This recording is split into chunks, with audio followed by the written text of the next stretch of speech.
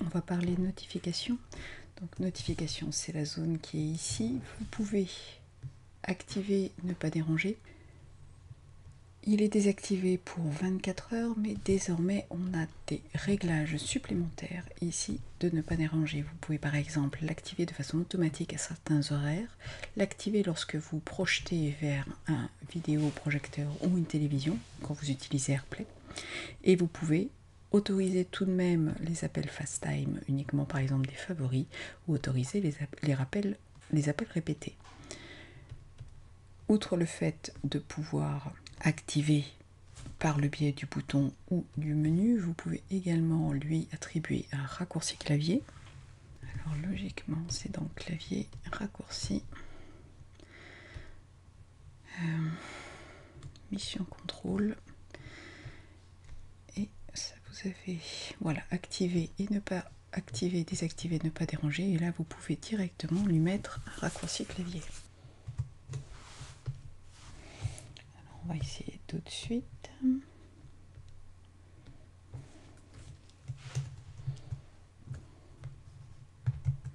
Vous le voyez dans la barre ici, là j'active, là je désactive. Toujours dans les notifications, on a vu pour mail, on a la possibilité de créer des alertes sur lesquelles on aura un bouton pour répondre. Il est possible d'afficher l'aperçu du message ou pas, mais sachez que dès que votre écran est verrouillé, les messages par défaut, toutes les notifications vont apparaître sur l'écran verrouillé. Donc ça peut être un petit peu ennuyeux. Par exemple, si vous recevez des messages à caractère confidentiel, dans ces cas-là, il va falloir ici uniquement activer l'aperçu du message si l'écran est déverrouillé. Et vous avez également possibilité d'enlever les icônes ou les sons. Même chose pour les messages, donc vous voyez là, je vais lui dire que je veux l'aperçu uniquement si déverrouillé et je vais désactiver l'affichage des notifications sur l'écran de verrouillage. Et il faut malheureusement les faire tous un par un. Il n'y a pas de réglage automatique.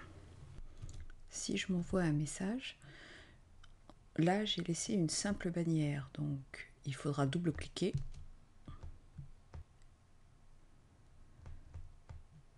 Je commence par modifier les bannières en les mettant sous forme d'alerte. Afin d'avoir un bouton de réponse, je m'envoie un message à partir d'une autre machine. Et en faisant ça, vous voyez que j'ai un bouton pour la réponse et je peux répondre sans même ouvrir e-message. Lorsque l'on fait des mises à jour et que les mises à jour ont été téléchargées automatiquement, vous avez sur la notification de mise à jour la possibilité de reporter l'installation à plus tard ou de lancer directement la mise à jour immédiate.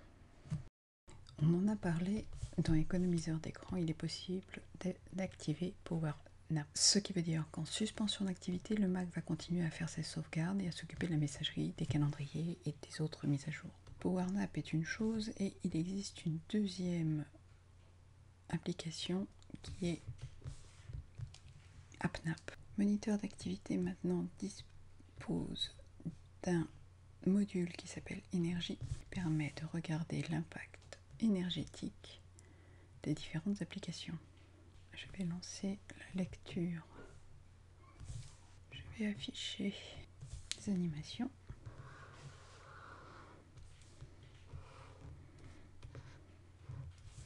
Donc là, iTunes utilise Spotlight aussi, mais bon, iTunes utilise pas mal d'énergie. Si j'ouvre le Finder et que je recouvre la fenêtre iTunes,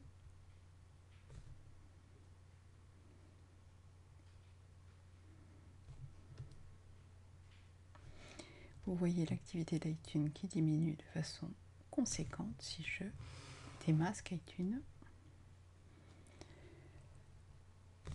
La consommation énergétique remonte.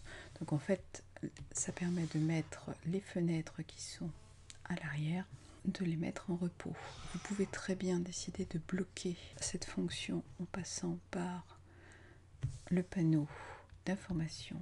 Donc là, si j'ouvre une fenêtre, je vais aller dans Applications. un bouton AppNap et donc vous pouvez décider de bloquer AppNap pour éviter justement qu'il passe en réduction d'utilisation.